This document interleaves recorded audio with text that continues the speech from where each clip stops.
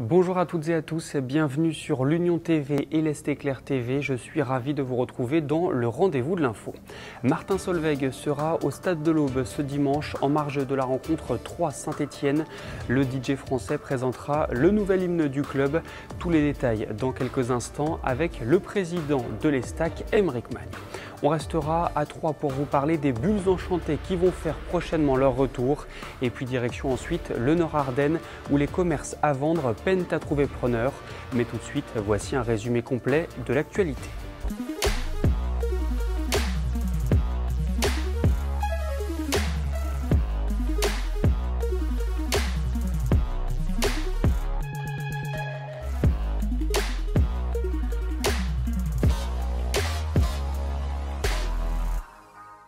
Emmanuel Macron était dans l'Aisne ce vendredi pour valider le deuxième volet du pacte Sambre-Avesnois-Thiérache.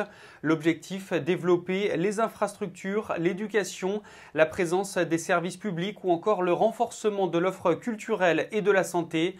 Parmi les bonnes nouvelles, des millions d'euros pour l'hôpital de Laon et Château-Thierry.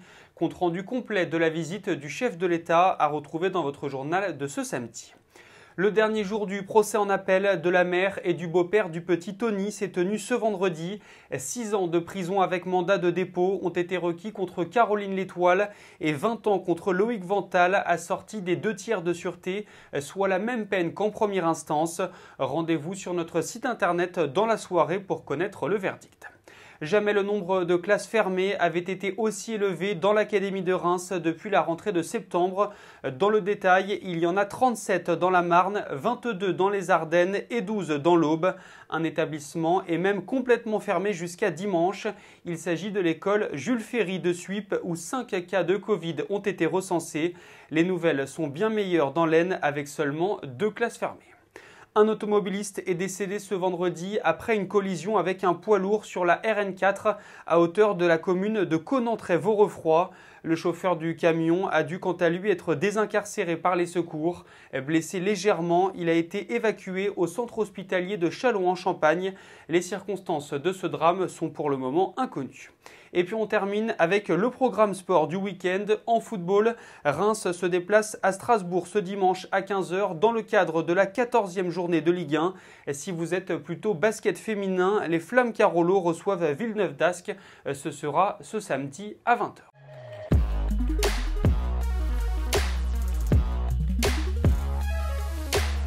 Alors que Troyes reçoit Saint-Étienne dimanche dans le cadre de la 14e journée de Ligue 1, le DJ français Martin Solveig se produira au Stade de l'Aube en marge de la rencontre pour présenter le nouvel hymne du club. Nous avons pu en parler avec le président de l'Estac, Aymeric Magne. Aymeric Magne, bonjour, merci de nous accorder ces quelques minutes. Est-ce que vous pourriez tout d'abord nous parler de cette opération autour de Martin Solveig ? Bonjour, c'est une collaboration musicale avec Martin Solveig sur plusieurs années. Avec comme fil rouge en fait le fait que Martin Solveig va remixer l'un de ses tubes qui est le tube All Star pour devenir l'hymne d'entrée des joueurs de l'Estac pour les 5 prochaines années. Donc avec ça c'est le fil rouge et l'idée principale c'est d'animer le stade, de créer une ambiance et aussi une affiliation à cette musique pour motiver les joueurs et le public et pour juste derrière justement aller chercher le plus de victoires possible.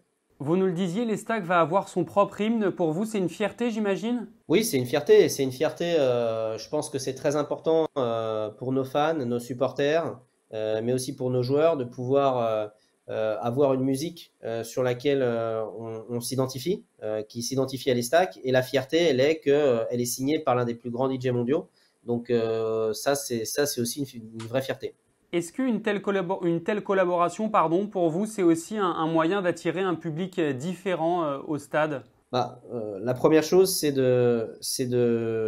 d'animer notre enceinte et de respecter nos fans et nos supporters. Et je pense que les premières réactions qu'on a vues de nos supporters, ils sont très contents de ça, ils sont très fiers de pouvoir mettre, on va dire, l'Estac à ce niveau-là. Et derrière, il est clair que l'objectif du Stade de l'Aube, c'est qu'on le remplisse le plus possible, parce que plus on a de spectateurs, plus il y a d'ambiance et plus on voit un show global et ça permet aussi de pousser les joueurs.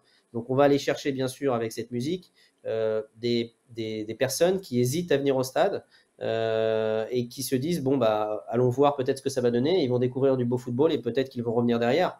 Donc que ce soit on a choisi Martin Solveig pas par hasard, parce que c'est aussi un DJ qui parle à toutes les générations, de 10 à 70 ans. Donc oui, on va aussi aller chercher d'autres publics pour qu'ils deviennent fans à moyen terme de l'Estac. La combinaison entre le sport, la musique et la culture, c'était quelque chose d'important pour vous? C'est pas quelque chose d'important, c'est quelque chose d'obligatoire. C'est-à-dire qu'aujourd'hui, on estime que le sport, la musique et la culture doivent être mélangés. On doit attirer les publics et pour cela, il faut offrir plus qu'uniquement du football. Il faut offrir une expérience globale qui répond, on va dire, à des goûts différents. C'est peut-être que le football, c'est notre produit de base. Mais derrière, en mettant de la musique, de l'art, de la culture culinaire, on va pouvoir peut-être attirer d'autres personnes et faire de l'Estac un espace de divertissement pour un public plus large. Parfait, merci beaucoup Aymeric Magne. Les bulles enchantées à Troyes vont faire leur retour à l'occasion des fêtes de fin d'année. Vous pourrez y accéder du 1er décembre au 2 janvier. Tous les détails avec Thomas Bernier.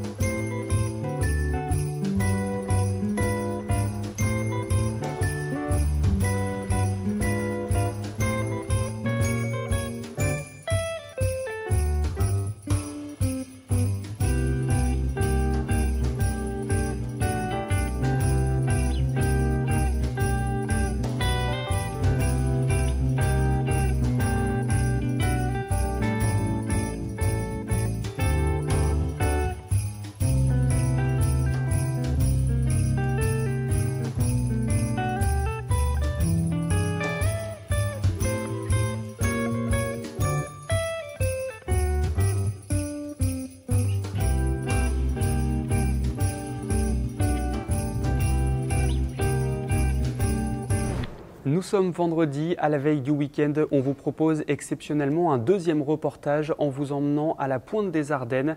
Malgré la visibilité que leur offre Internet, les commerces à vendre le restent souvent très longtemps. Nous nous sommes penchés sur ce phénomène.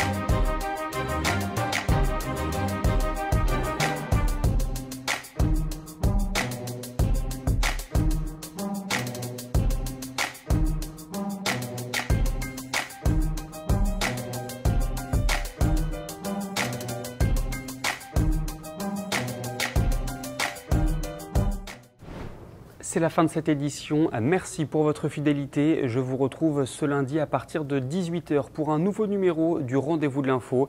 Et évidemment, l'actualité se poursuit tout au long du week-end sur nos différents sites internet.